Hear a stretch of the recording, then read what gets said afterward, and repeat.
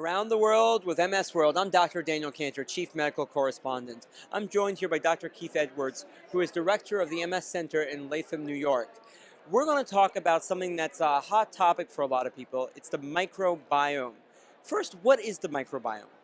The microbiome is simply the gut, and the bacteria in the gut have a lot to do with our immune system. The Harvard people, particularly Dr. Weiner, has been reviewing this and studying this for decades, and we've been associated with that for quite a while. It has taken on. People have been talking about "you are what you eat" for a long time. There's papers published, the gut, bugs, and MS, and it's true. So if you're sensitive to certain foods, you feel bloated, might not be good for your immune system. There are definitely medications that help, but medications that really can be harmful. So if you eat something that makes your joints swell, your legs swell, might be bad for your MS. There's no doubt that there are pro-inflammatory foods and anti-inflammatory foods. It may be overdone a little bit. Everyone's different, but if there's a family history of gluten intolerance, if you eat something, you have diarrhea, it might not be good for your MS.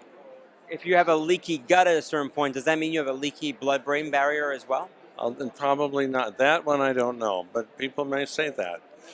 There's a large difference between testimonials and proof, but it's a good general.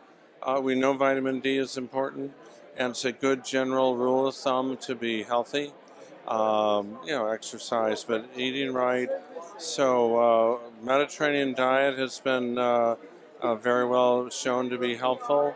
Olive oil, fish, lean meats, fresh fruits, vegetables, not so much starch. So that's a good start. You live and practice in an area where there is a lot of dairy. And some people talk about dairy being pro-inflammatory. What happens when a person with MS walks into your office and says, should I cut out dairy? It depends. A lot of that is just the lactose. And there's a lot of good things about milk. So if someone's Mediterranean heritage, lactose may well be an issue, but that doesn't mean they can't drink lactose-free milk or yogurt or cottage cheese or aged cheese where the lactose is digested. So I don't agree with no dairy, but almond milk, I don't know. I like dairy products, but they may be best if there's no lactose. And then, of course, there's the golden rule. Don't have too much of anything. It's probably a good idea. Right. But talking about yogurt, how does probiotics, how do they play into all this?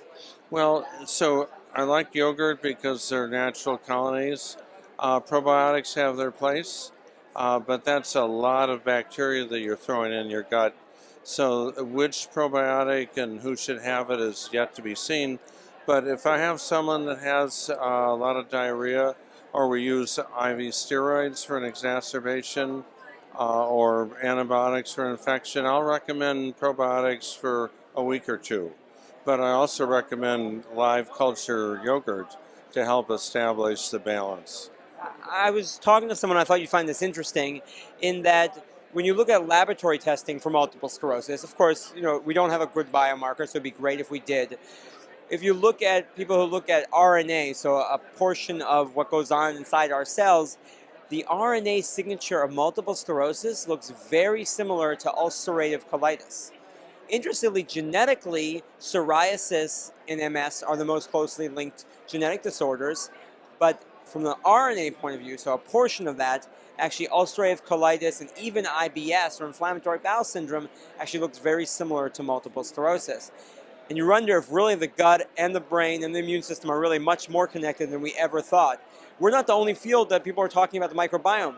You go and talk to people who are psychiatrists who are talking about the microbiome, cardiologists are talking about the microbiome. It's becoming a very important subject that we're talking about all over, and maybe our grandmothers are right.